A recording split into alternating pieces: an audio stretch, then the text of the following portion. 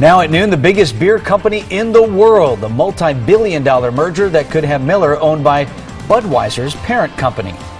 And good afternoon, everyone. I'm Vince Vitrano. And I'm Bridget Shanahan. SAB Miller tentatively accepted a multi-billion-dollar offer from InBev. This morning, those who live and work in the Miller Valley are anxious to know what that means for operations here in Milwaukee.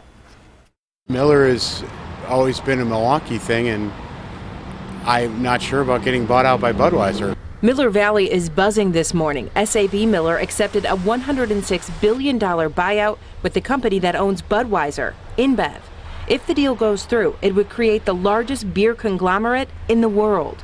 I think everybody in the state doesn't want Miller to be bought by Bud. It's like the baseball rivalry between St. Louis and the Brewers. SAB Miller accepted the offer in principle, which means none of the details have been worked out aside from that massive price tag, and that's brought conjecture in the community. People are concerned about what's going to happen with their houses more than anything.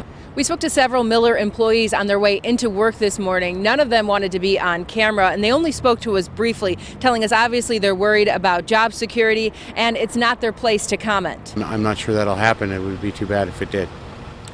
There's been a lot of beer jobs lost in the city. A spokesperson with SAB Miller tells us they, quote, can't speculate now on any effect it might have on operations, which means no word on what will happen to the 1,200 plus Miller Coors employees who live and work in Milwaukee. And that's leaving homeowners left to wonder about their beer brewing neighbor. People do worry anytime there's a big job loss. If there were to be one in Milwaukee, it affects everyone, not just the surrounding neighborhood.